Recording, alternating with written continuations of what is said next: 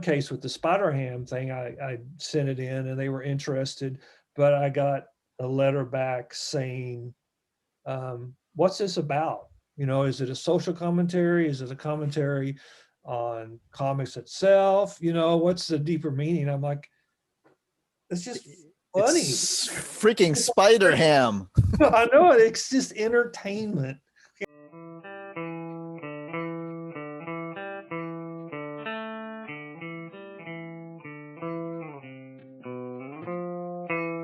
Welcome to the Comics Cube, everyone. Today I am with Kerry Callen. How are you? Good. Staying warm. It's cold where I am. Can you tell me what was the spark that got you into comics? Well, like a lot of people, I was reading them as kids. I think the first comic I saw was probably at a barbershop. And then I just loved them. I grew up in Arkansas in the middle of nowhere. Mhm. So I saw very little art. The only way I would see art would be either through comic books. We actually got the Sunday paper for the Sunday comics and Mad Magazine. And other than that, I really didn't see any art. And I didn't see that type of art very often because we didn't get into town all that often for me to get it. So from an early age, I liked to draw, and I discovered there were things you could do where they needed people to draw. So it's a lifetime of loving comics. Do you have It used to be superhero stuff, but I slowly figured out there's other things besides superhero stuff. Did you have a favorite as a kid? Probably the weird thing is I like Batman, but I didn't get to see the Batman TV show like a lot of people my age. But I still like him because he looks cool. I've always gravitated towards the cool looking characters. I think the big success of Batman and Spider-Man both are partly visual. They both look really cool. I was always a big fan of Spider-Man too.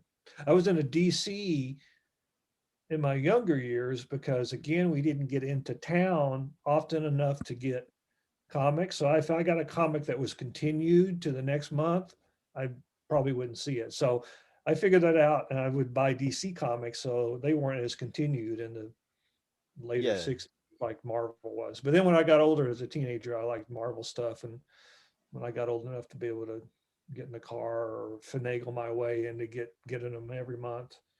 More access. These days it would be irrelevant. You can just get it online.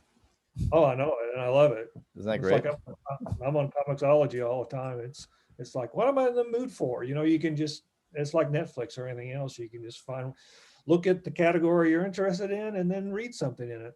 And if you don't like it, you don't have to figure out what to do with the comic. It's like, oh, do I store this? Do I throw it away? Do I give it to somebody? So yeah, I love the digital age. So which artists sparked your love for drawing and influenced your styles? You made me think of something else I hadn't thought of before, and that was at school we could order Scholastic books, and we would get paperback books and stuff. So there'd be things like Peanuts, Mm-hmm.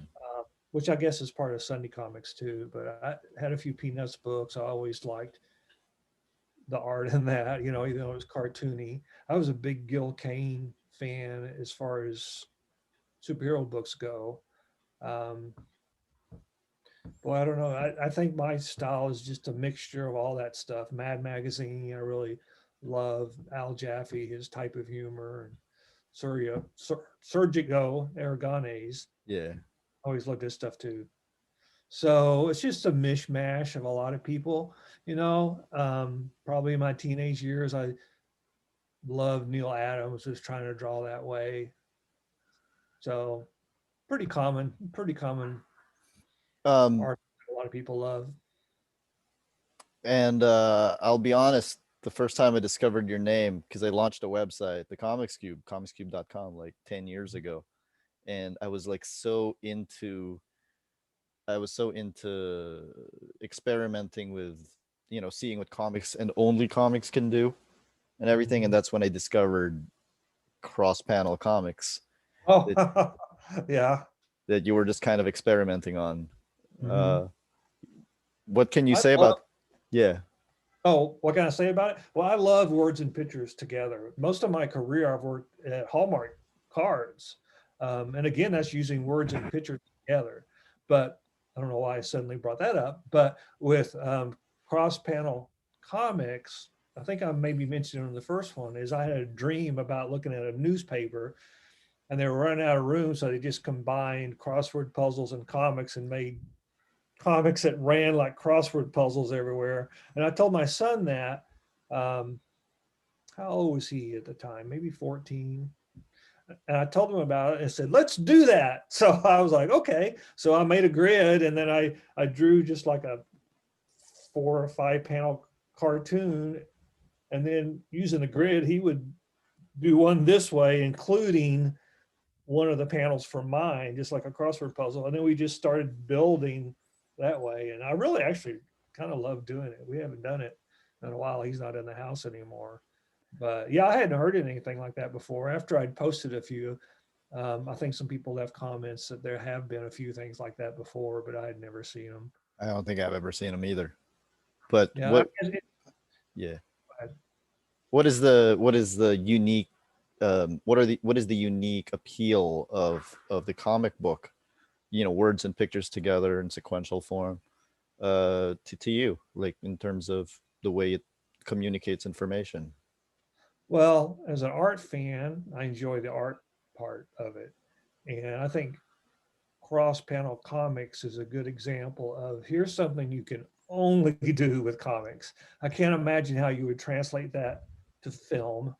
I can't imagine how you could do it with just words. So really, comics is unique. You can do things in comics that you really can't do in any other medium. So um, I think that's a big part of the appeal. And also, again, going back to my childhood, that's kind of all I had when it came to. I didn't really. My brother drew a little bit, but other than that, I really didn't know other artists or anything. So living in my town of 246 people in a kind of the hills, it was what I latched onto that felt like it really spoke to me more than out plowing the garden, I guess. So it was your main hobby, your main method of Yeah, expression. yeah, it was. I used to draw little Mad magazines and little comics all the time. You get paper, what we used to call typing paper, and then Yeah. staple it. I mean, a lot of people did that, I think, and draw your own comics. So I did a lot of that. Most of it was humor instead of superhero stuff, but some of it was superhero humor. At the So time, everyone was reading Mad Magazine, right? mhm. Yeah, at Yeah. the time, I don't know where they came from because my brother would bring home. He was older than me by 3 years. He would bring home Mad magazines without any covers. I don't know where he got them. I think it seems like I asked him once we were grown. He was like, I don't know. He didn't. He wasn't into it as much as I was. Historical perspective, I think it's lost to history because I certainly didn't intellectualize it as I was growing up. I don't think I realized it until my mid 20s, maybe early 30s, that stuff like Mad Magazine and Peanuts was really big. Mhm. They Like, were. and was that just a thing where everybody just talked about it, or It is, or it was something you might find this interesting. I mentioned I worked at Hallmark. I Mhm. worked there for a little over 30 years. And I was in the licensing department for most of my time there. And when I first started in the 80s, mid 80s, mid to later 80s, the biggest properties were things like Peanuts and Garfield and that type of thing. And they were all created by a single creator, like, Charles Schultz or Jim Jim Bates. Davis? Well, he didn't do it 100% by himself, but uh, We'll but those say are he did. but those were the people that would come into Hallmark, or we would go to their studio and spend a little time with them. So it was so fun for many years meeting people like Kathy Geiswhite that did Kathy, and I mean we had Ziggy for a while, and so. But towards the end of my career there, properties stopped being that way. All the properties were made by corporations suddenly. You didn't have individual creators because the appeal of the newspaper comic strip went away. It used to be huge, which was your question, I think, that stuff used to be huge. So you didn't have as many avenues for entertainment. This is cliche to say, but there was no video games. So if you're going to entertain yourself as a kid, then it might be comics. There wasn't, I mean, I love video games. I've been playing a lot today, actually, but when I was a kid and teenager, wasn't until I was in my 20s really that you could start playing a lot of them. So I too love video games. yeah. Got it right So, here. so to answer your question, yeah, they used to be huge. Because there wasn't that many types of entertainment. It's just kind of like you hear about people used to sit around listen to radio shows, which I never did because they weren't big when I was a kid, but people would watch TV. So you're so limited. And in my town, we had 2 stations. I had 2 TV stations growing up. So again, comics, comic books, Mad Magazine, it was just easier for them to find an audience because they didn't have a choice.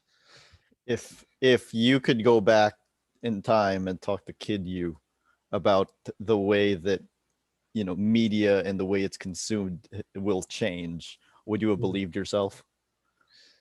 I think I would. You look at the retro sci-fi stuff. Sometimes you look at stuff like in the 50s, they wrote about what life was going to be like in the 2000s, and there was jetpacks and all sorts of things. So the future was always going to be wild with a bunch of things that we didn't have back then. So, and I think about that sometimes, like when I'm looking, I read my comics on a tablet because it's about comic size, and I don't like reading on a computer screen, a regular computer. But sometimes I think about that. It's like as a kid, if I knew I could just think of a comic I wanted to read and I could probably find it, on this thing, I would have loved it. So I think about what a kid me would think sometimes. It's just interesting to do that, I think. Another thing, when you mentioned Peanuts earlier and the art and that, I think that a lot of people my age don't understand how good Schultz was, because I definitely didn't get him until much later. I mean, he seems limited, but he's really not. I think, especially his stuff from the 50s and 60s, and then the 70s, and then he kind of He kind of develops that tremor. Well, he got more in his own world, even with the writing and everything. But what were you saying? It's I think people my age don't understand how good he actually was, because I remember, yeah, there are times when, for example, like there's this one strip where Charlie Brown is in the hospital, and Lucy's really mad about it, and she forms a fist, but she's not frowning. She looks more worried, and I think that was what turned me around on Schultz, because I was like, huh, like that is actually a subtle emotion, and he conveys it in like 4 or 5 lines. I think one reason too is because he influenced a lot of people. So a lot of things seem a little bit like old hat in a way because you've seen something influenced by that, so it just doesn't seem maybe as interesting as it would have when it first came out. But yeah, he was great. He was one of the people. I got to meet him a few times, and seeing a lot of these people are working at Hallmark. At some point, you just realize they're just people. It's like, hey, if they're sitting next to you, it's like this is just a human being. They're incredibly talented for sure. But that's when I started Halo and Sprocket, when I was thinking, you know what, maybe I should try something, because there's just human beings doing this stuff, And most of the time unsure of themselves. Well, maybe. I think after a while they get pretty sure of themselves, but I'm sure at the beginning it's that case. And it probably depends on the individual too. You're probably, out of everyone I've interviewed so far, you're probably one of the 2 that go viral the most. Oh, with my art? With Super Antics and your GIFs, and my some of my favorite ones are the What If Marvel was published by DC, because those are really funny. What prompts you to do those? Because they're really funny. So what prompts you to do those things? You're not afraid of like DC coming after you or anything? Well, I'm not selling any Yeah. of it. It's just I'm doing it as fan art, as a hobby, just for myself, and I happen to share it on my blog when I do it. But the funny thing about that is I kind of gave up on comics because I felt like I was butting my head up against the wall a little bit. I did a proposal for Spider Ham many years ago, and I actually really liked it.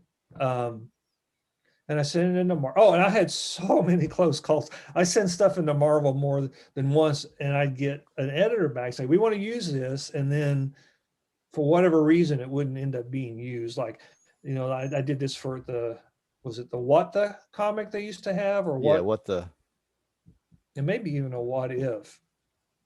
And then I get pulled along, and then the book would be canceled, and I never got it in there.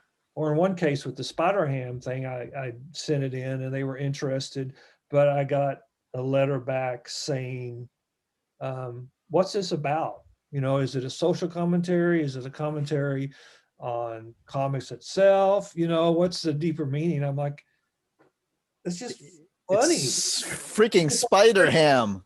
I know it. It's just entertainment. And this was when he wasn't being used at all.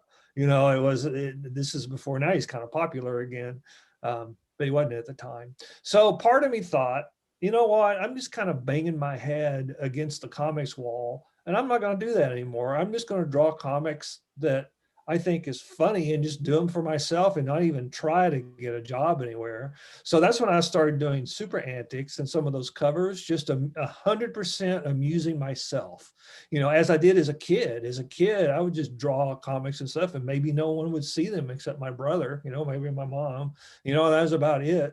So it's kind of ironic when I started doing things just for myself, that's the stuff that became more popular and eventually leaded me to do work for Mad Magazine when they was still soliciting new work. So I did work for them for a few years.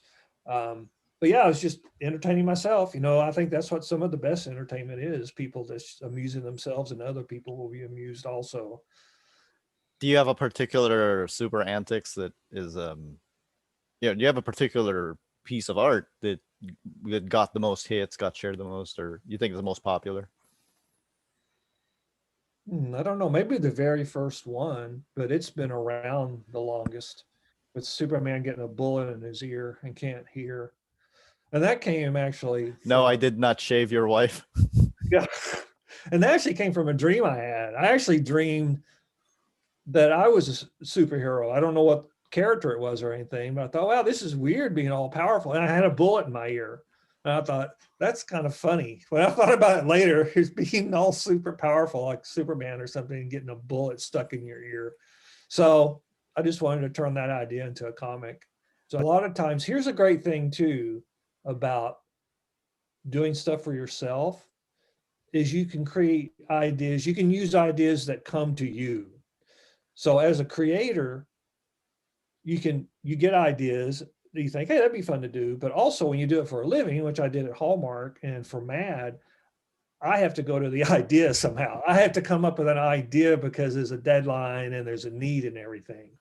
So with Super Antics and stuff, I don't have to go to the idea. I just wait for ideas to come to me. So just by chance, I haven't had that many Batman ideas come to me, I guess. I think I've got little scribbles of ideas, and I think I've got quite a few Batman ones in it, actually. I just have never done them. Yeah, you also did the one with his many colorful costumes. The Hoarder, that's actually one of my favorite ones, is the Batman Hoarder. It's a 2-pager, and it's not called Super Antics. It's Batman Hoarder, I think is the name of it. I don't remember, but I like that one quite a bit. I feel like I got the style down pretty good, and it amuses me to read it. Why the Justice Society? Why Jay Garrick? Why especially Jay Garrick? And I like the Golden Age Flash. Somehow I just ended up picking on him by chance. Once again, ideas that occur to me without me trying to come up with them. He just happens to be the butt of the joke sometimes. Is it because he looks funnier with a hat? I don't know. He's cool. I like him. Yeah, I mean, I wouldn't make fun of him. I don't use any characters I don't like. So if yeah, I'm making fun of something, I probably like them. But I started drawing in the Golden Age style for a couple of reasons. One, it's just easier because they don't have that many backgrounds and it's cruder. And if it looks crude, that's cool because it's supposed to look old. So there's something about old comics that are just cool looking. And that's one reason. Another one is, when did I start doing this? I try to use the first appearance of the characters. Like I did one that had Robin in it, and I gave him a green cape because he had like a green cape on the cover when he was yeah. first appeared, or early, an early appearance. You do Wonder Woman with a hair too, but you don't. Oh yeah, I see. So and also it occurred to me, I really don't love the way comics have gone the last decade or so. I guess ever since Dark Knight and Watchmen, everything just so grim and bloody. And I thought, what if comics went a happy way instead? That's So way until, more than the last decade. yeah, it's been quite a while. It's ever since Dark Knight, I think, Yeah. since the late 80s, everybody wanted to mimic that. So to me, I've just invented an alternative universe where instead of things got darker, they got funnier instead. So, You think? and Yeah. Sorry. they just look cool. And also I can add the dot patterns and give it some aging and stuff. And that looks more interesting than just flat, bright colors. Why do you think the fans gravitate so much towards the darker stuff? Well, okay. Here's what I think. And yet, like when you do something funny, it goes viral. So is there there's a disconnect here somewhere? I think this is what happened.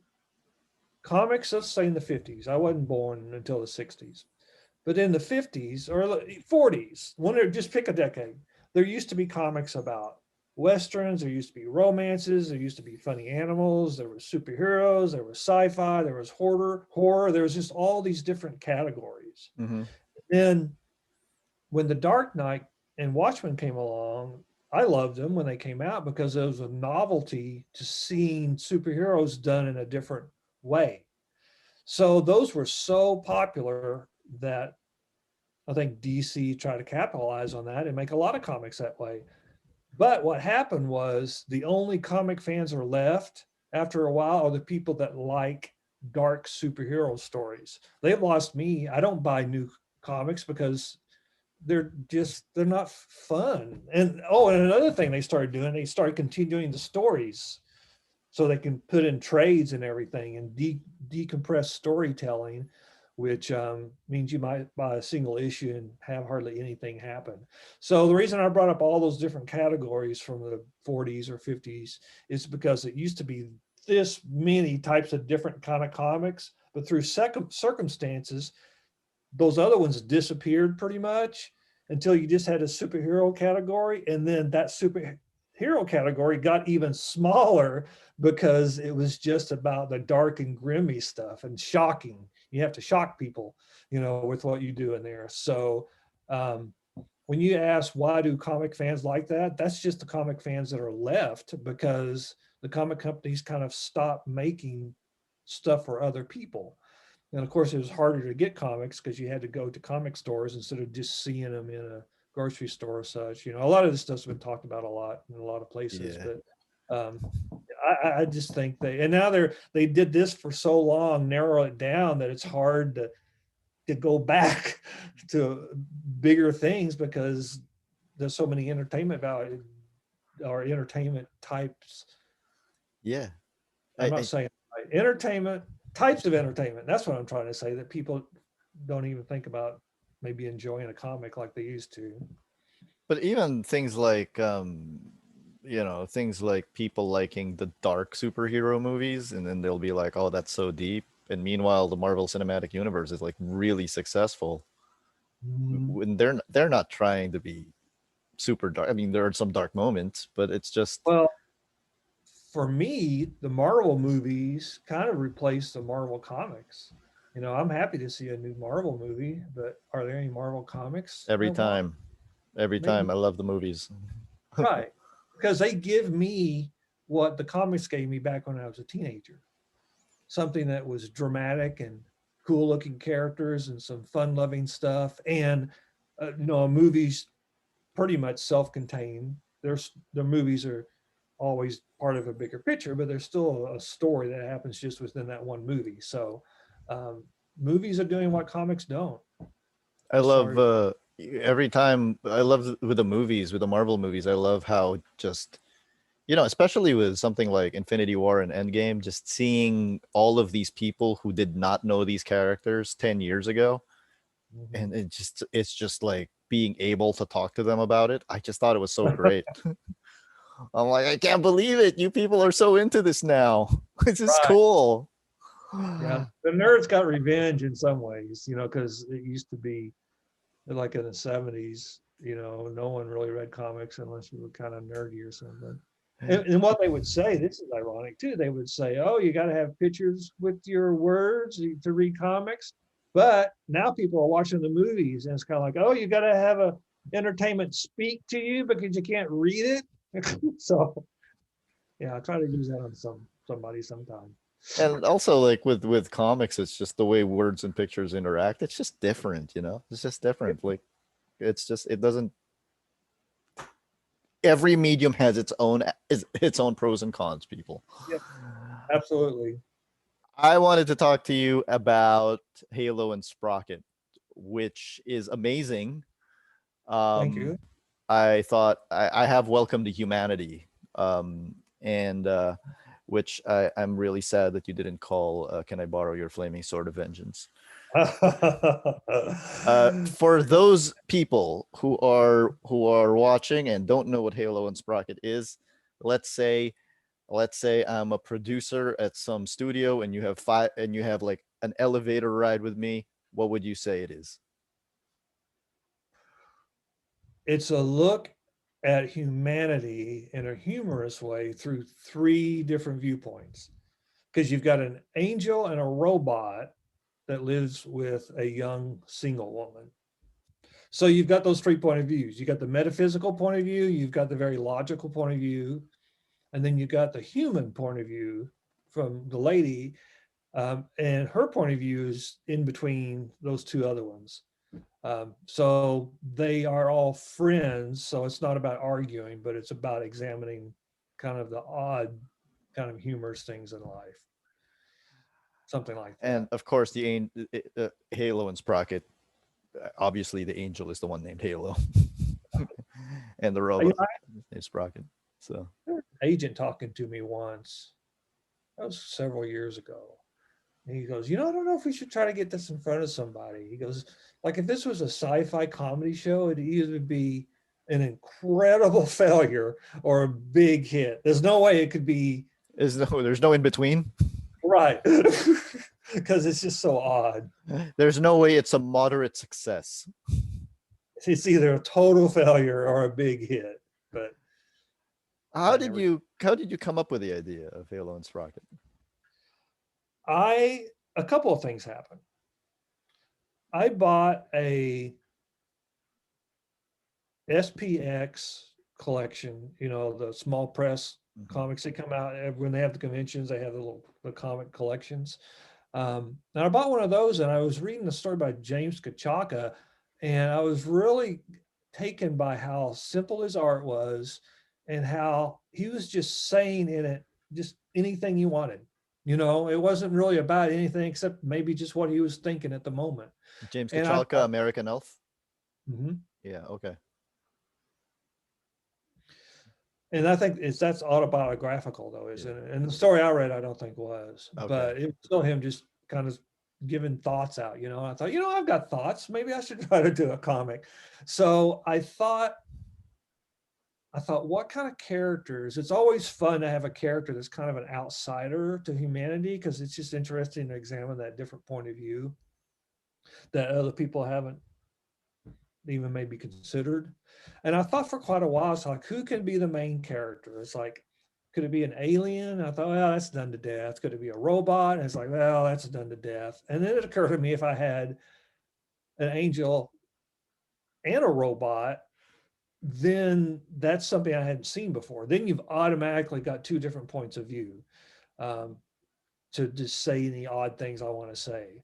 And then, of course, you've got the human between them just to show the real life point of view to everything, kind of the straight man in kind of a way.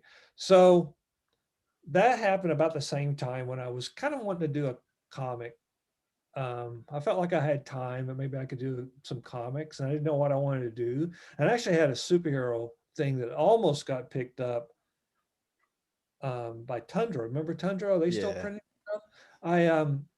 I wrote some stuff. I drew some stuff. I got a couple of my friends to draw stories too, because I didn't think I could do the whole thing myself. And they were interested, but they wanted me to draw the whole thing. And I thought, I can't do this. I can't do the whole thing. I just don't have time to do the entire thing, even though I felt like I had time to do something.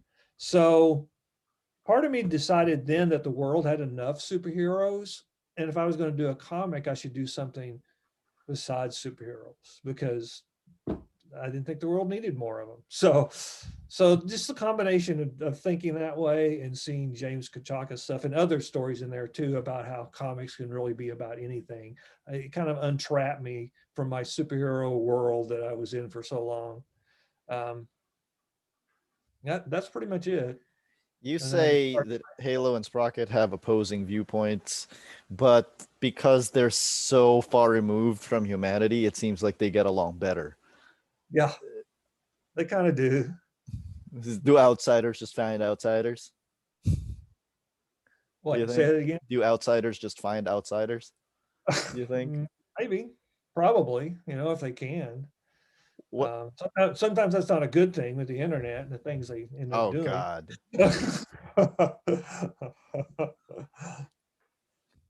Guys, therapy exists. Okay. But Another piece of that too is when I was in college, I would think of things I think was interesting.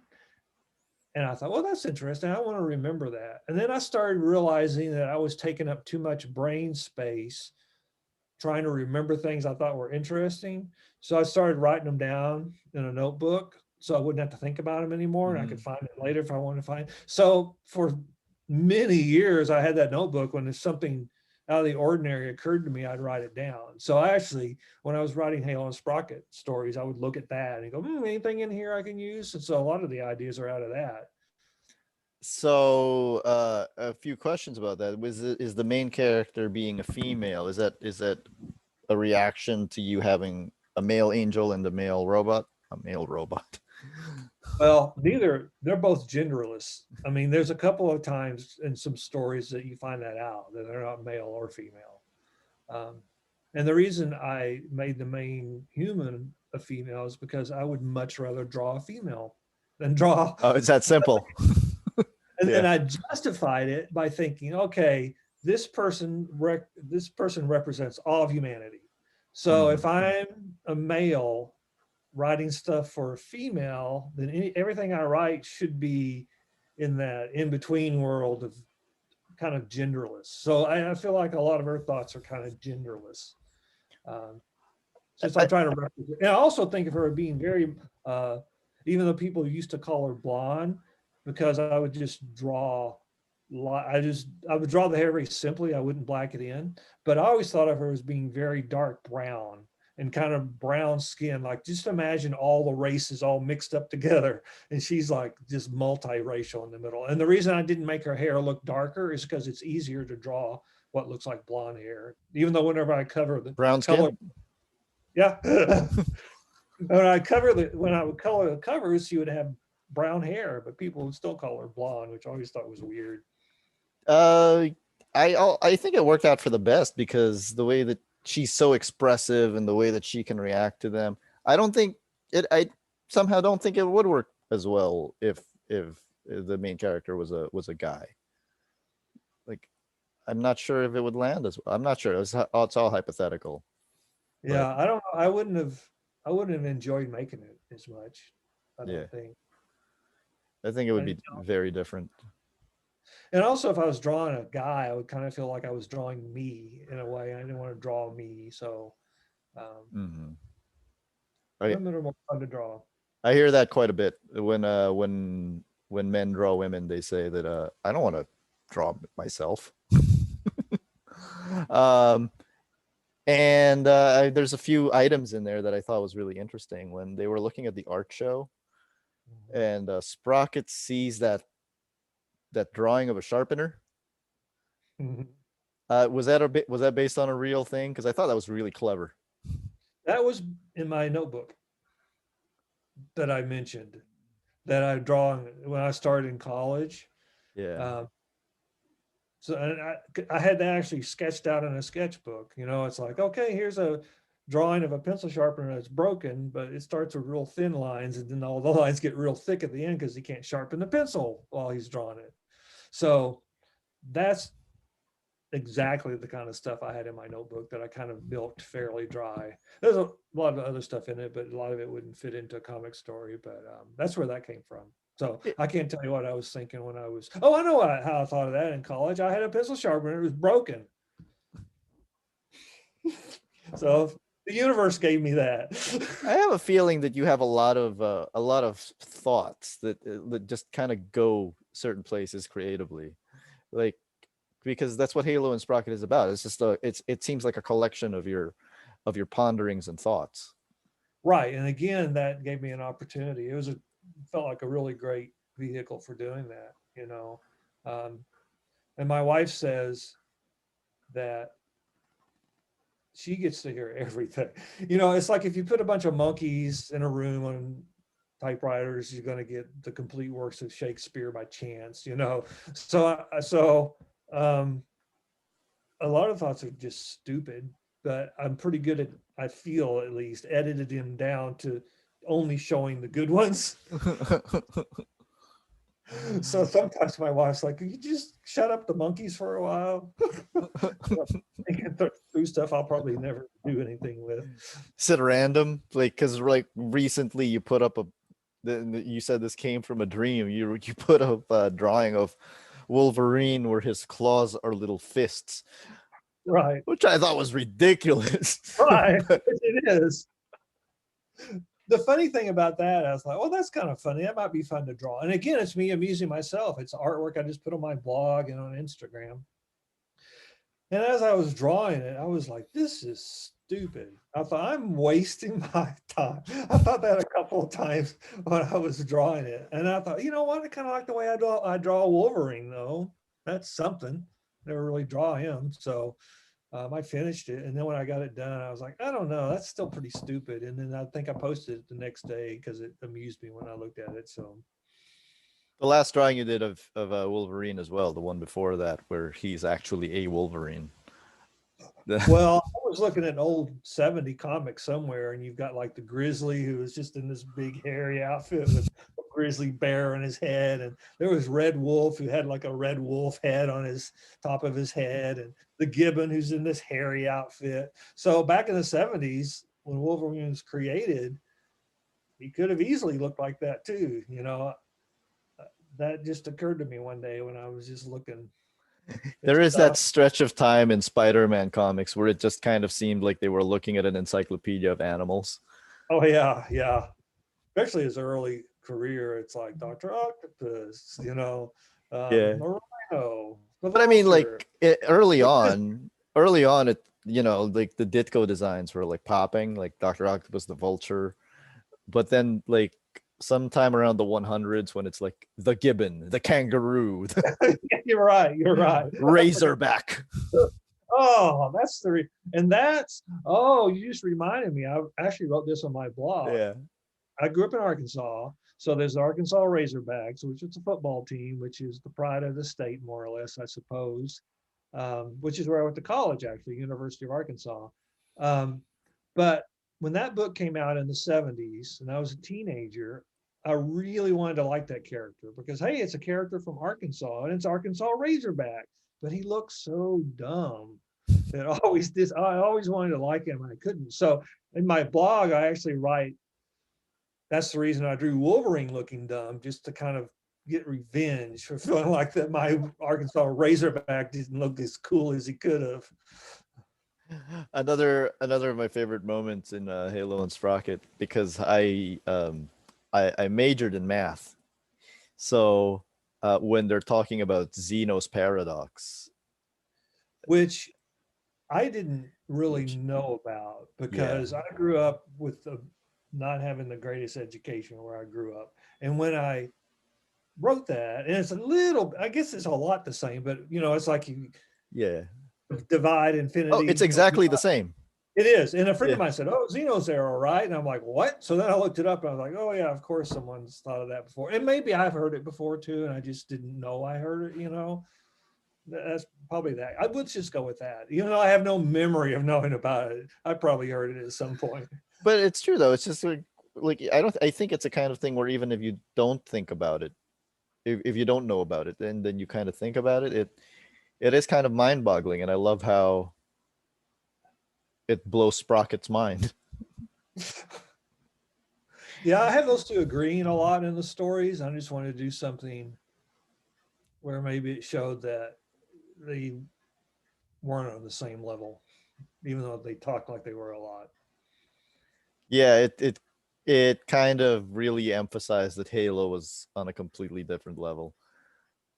Right. It was very cool. Is there any plans to do more Halo and Sprocket? I would love to do more, but I don't know if I'm in the same headspace as I was when I did them. I had kids at home at the time, and there's a certain naivety. I'm going to mispronounce a lot of words, by the way. I had to go through years of speech therapy, but Okay. I just thought I'd throw that out there. But I don't know. I'm just not in the same headspace. And I had their origin written out as far as just a loose skeleton of a story, but I don't know if that ruins it.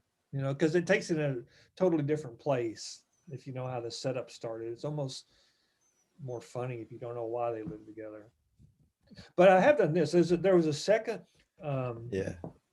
there was a second trade called Natural Creatures that came out, and I've taken all that material and colored it and have been put it on Comixology. So I think there's 5 issues. The first 4 issues are it's the old material, but I've edited some of the stuff because some of the stuff I didn't, in hindsight. I mean, that's the way with all artists. They see something, they want to go back and change it.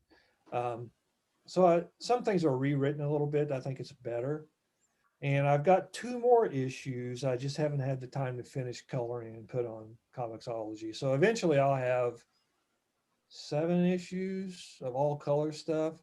And then I might try to get a complete collection done. So that's not new stuff. They may have a new cover. And some of the bits and pieces are new because I figured out a better way to say it or something different to say than what I originally did. But I don't know. I'd love to do more, but I just don't have the right story to tell. That's the short version. Did you have you mentioned earlier you were talking to an agent? Is there any plans to kind of adapt it into? Oh no, I can't even. That was like 10 years ago. I can't even remember. Because it would make like I a was perfect. talking. It would make like a perfect, series of shorts on Netflix. Mm, Like if it was like animated or something. Because your style lends itself so well to animation.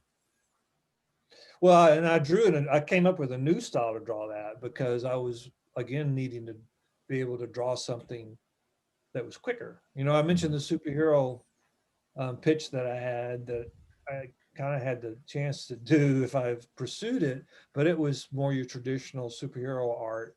Um, and again, that's what James Kachaka did. When I saw his work, I thought, you know what? He's not putting much drawing into this, but I don't feel cheated by it. I did go back though and add some backgrounds in when I'm coloring them, just because there's a few panels that look a little sparse to me. Um, but yeah, it's simple. It would work for animation, but it's simple because it was quicker to draw. Yeah. So no plans to no talks are happening right now Oh, about that. no, what's going on? Okay. And Just wanted to. I think it might feel a little pompous at times if the art didn't look a little bit naive or a little bit crude. Somehow that softens some of the more philosophical stuff if the art's real simple. Yeah, if it was more detailed, more realistic, I feel like Halo specifically would come off as more arrogant Right. because he already, he already does. but, Right. but it's a charming kind of arrogance at Yes. the moment. Was it also in your notebook that he was going to change the drawing of that mermaid to? Oh, okay. That's a good example where I had an idea and I used it, but I don't know if I used it right. Um, I thought it was hilarious. So well, that's good to know because I've never heard anybody say anything about that. And I think maybe I did have that written down, but it was an idea for a horror story where people were sighting mermaids. It's like, oh, let's go find the mermaid. So they dive into the water, and then they find out there's actually this creature thing that bites onto them. So you've got half a human, and the other half is actually the monster swallowing them. But from a distance, it looks like a mermaid. So it was more of a horror story with that kind of shock ending than it was the way I used it. But so I always felt like I kind of forced that in there. I'm glad that at least one person found it to I thought it work. the whole book is really funny. And as somebody who grew up reading Mad Magazine, how did it feel when you got hired by Mad Magazine? Oh, it's great. They when they kicked off, they just an alley. Oh, I want to mispronounce her last name. Is it Gotez? Ooh. Well, the lady that contacted me was great getting me on board. She told me once that that's one of her most pleasant memories was getting me on board on Mad. Maybe she tells everybody that, but um, Mad just doesn't really do new material anymore. But I loved it, and I also loved the fact that they were willing to embrace my superhero parodies. So most of the Yeah, stuff I did for Mad was superhero parodies. There was a couple yeah. other things there wasn't, but um, yeah, I loved it. What was the energy like working on Mad? Do you think you were like the was it different because you were working remotely from the other artists, or? Well, I mean, everything, with exception of one thing, I wrote and drew. There was one thing I drew with a different writer, um, but it wasn't that different than me doing Super Yeah, Antics. I mean, it kind of was Super Antics. yeah. The first couple of issues, they're like, "Well, what do you got? What ideas you want to do? What do you want to do?" And I was like, "How about I just do a longer version of Super Antics?" So the first one was 3 pages of bring your sidekick to work day with the Justice League. Basically, that was just a long Super Antics, and then I did a Marvel one, which was a Spider Man parody for 3 pages. Um, so I mean, that's kind of stuff they saw that attracted Yeah. what I could do to them. So I thought, well, I'll just do more of that kind of stuff then.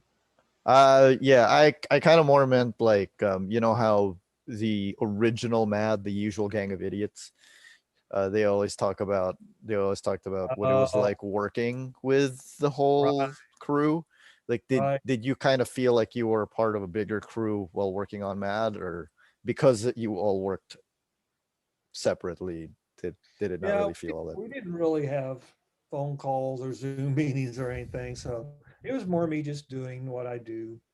The type of mad environment you're talking about is something I'd be more familiar with from working at Hallmark because we would several of us would get together and think, okay, we've got all these cards. Here's some cards we need to do. What's some good ideas? So people would play off each other there. But yeah, the mad work was just me, just kind of setting down and coming up with ideas and then sending them in, seeing if they liked them. And And most, what's yeah, sorry, oh, that's interrupted it. you. And what's next for Kerry Callen? Um, I did a web comic as kind of an experiment for myself. Um, it's dirtnaptales.com, and it's like a 180 page horror story that's humor horror story. Um, I haven't quite figured out what to do with it though. So that, you asked what's next, that's done, but I need to do something with it, get it published or something, but I haven't tried too hard yet to make that happen. Um, I'm wearing a t-shirt too. I don't know, public domain characters, seems Yeah. like more and more people are getting into those. So I actually have designed some shirts like this by Basil Wolverton, um, Space Space Hawk. Hawk. Yeah, he does all these weird characters. So I just went to the comics and found different things and designed a shirt out of it. I redrew everything just so it would look good because sometimes the public domain comics you find online are kind of crappy. Not all the time. So I got a T Public t-shirt shop where I've been putting stuff up. Not only this, but also not just public domain stuff, but some of my own art too. I don't know if you've ever seen the image of a um, zombie looking at a balloon floating off with his arm. Yeah. So that was something I actually did for Threadless several years ago, and I see that thing everywhere. But I've got that there and other things too that I've drawn, like Bigfoot running away with the clown shoes, and the clown's behind him cursing at him because big Yeah. shoes for Bigfoot. How does it feel whenever you see your art being shared around, going viral, and then nobody, like, people don't credit you, or like, how's that feel? Because I see like the Superman one where he takes off his shirt and he's already in costume. The one with Wonder Woman and she's not in costume. Right. Uh, the one that I see that really goes around a lot, at least in my circles, which maybe says a lot about my friends, is the one with Wonder Woman getting hit by bullets. Oh, yeah.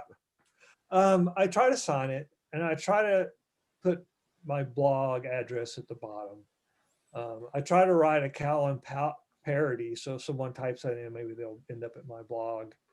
Um, I mean, it's fun to see stuff. I don't like it when people are selling it. I've seen my stuff being sold by other people, and that's takes up more of my life than I want it to by writing. Well, T Public, there was a guy selling it, already selling my work on there. But T Public did the right thing. They shut down his whole shop. So. Um, I get things shut down with various degrees of success.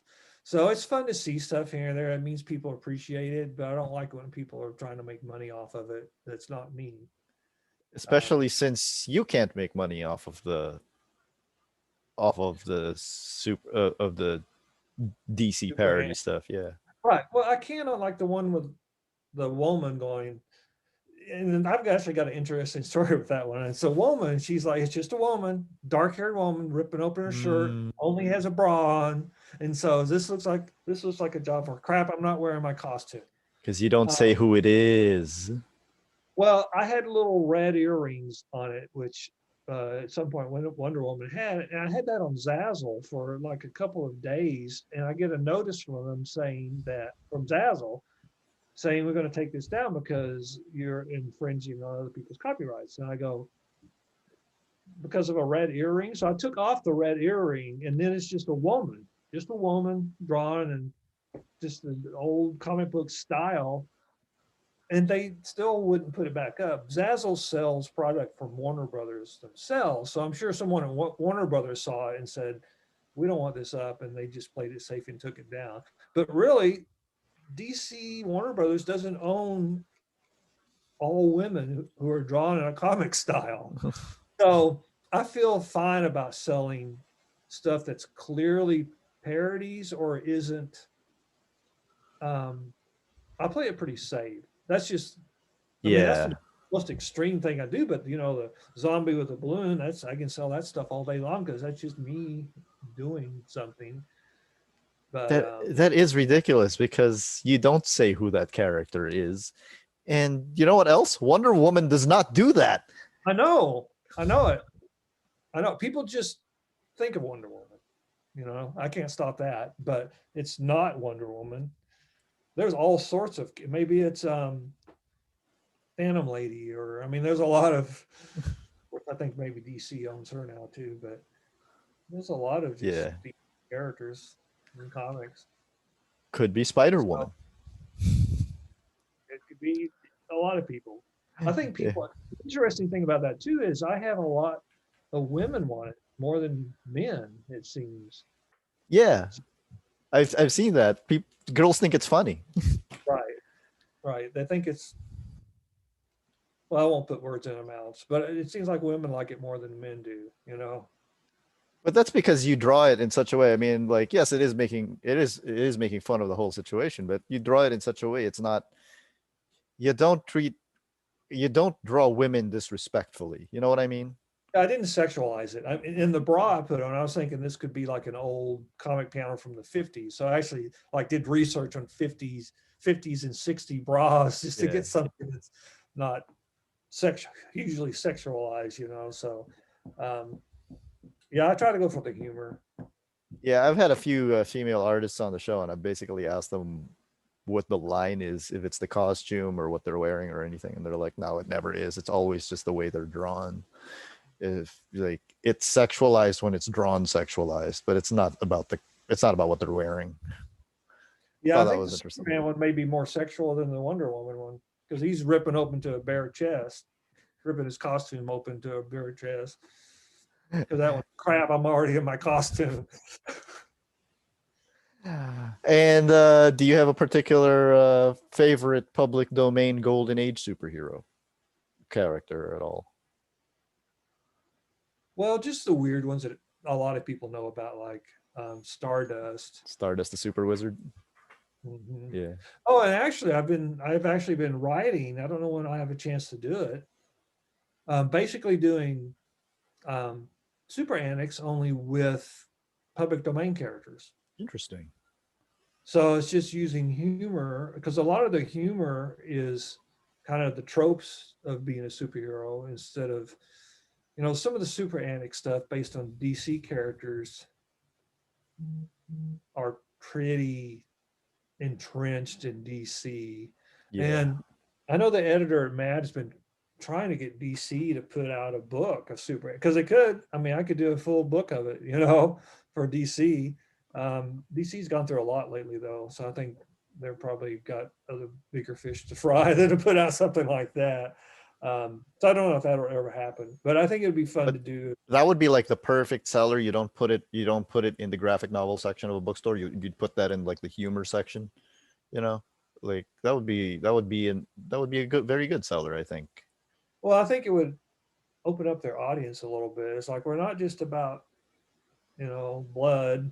I just say blood because there was a time I like the DC characters, and I rarely go to comic shops anymore. But I remember when I used to go and thinking, oh man, I almost want to count how many DC covers just have blatant blood on them. And I remember when they came out with the new 52. I think it was the new 52, and they were going to change things. Yeah, Or 10 years ago.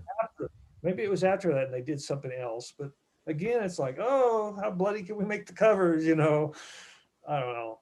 Yeah. I mean, it's personal preference. I know a lot of people like those, but again, I think they're narrowing the superhero audience down narrower than they could. Yeah, I think it's a great time for comics personally because number one, there's you can get all of the old stuff that you want, Mhm. and it's like so easy to get them. But also like and also like I do feel like DC and Marvel, like there are some books out there for that can There appeal probably to are. other audiences. The thing is that the way that it's marketed and communicated, all you see are like the Batman books, all you see Yeah. are the Avengers books, and I'm like, so there's these other books that are around that don't really get the shine or the attention that they could use because it'll only sell as much as you market it, you know? I'm probably missing out on some things I'd like. I did start buying the new Iron Fist book because I'm a huge Iron Fist fan. Yeah. Uh, and I've enjoyed it. There's been 2 issues so far. I like it. So I, I'm probably missing out, you know. No, it was the same thing with the new 52 for me. It was like there was 52 titles, and then people were like, "Oh, there are these three that are good," and I'm like, "But there are 52 titles.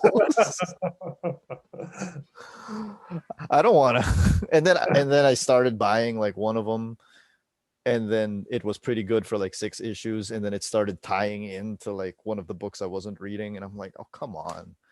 See, that's another thing. There's I'm talking about blood and such, but there's also, I like one and done stories. I have a short attention span, which is one reason I did Halo and Sprocket, because it's like, I want to do a comic that you could give someone who doesn't read comics and they could probably still enjoy it, because the stories are like, I don't know, 8 pages on average or so. I try to give them an idea and then I try to get out, so, um, so many comics now are such a commitment, and I'm so old now that I'll read a comic and I won't even remember what happened in it when the next one comes out a month later. So when I do read stuff, it's usually graphic novels. Yeah, with that kind of thing, I've also switched to graphic novels and trades because it just makes the most sense. But given your given the way that your stuff goes viral, I do feel, and I'd like to get your thoughts on this. I do feel that there is an untapped market for people who, they wouldn't go to a comic book website because people read comics all the time. You're scrolling through Yeah. Facebook or Instagram or Twitter, you see a comic, you're going to read it. And Yep. there's got to be a way to capitalize on that, right? Yeah, it probably is. Yeah. I So don't know. I It is. don't know. Like, and like you're one of the examples that I give when you see Super Antics, you're gonna read it. You're a captive audience. And it's So, not a commitment hardly at all. It's like, oh, here's a single page with maybe not too many. Some of them have quite a few words, but a lot yeah, of them don't.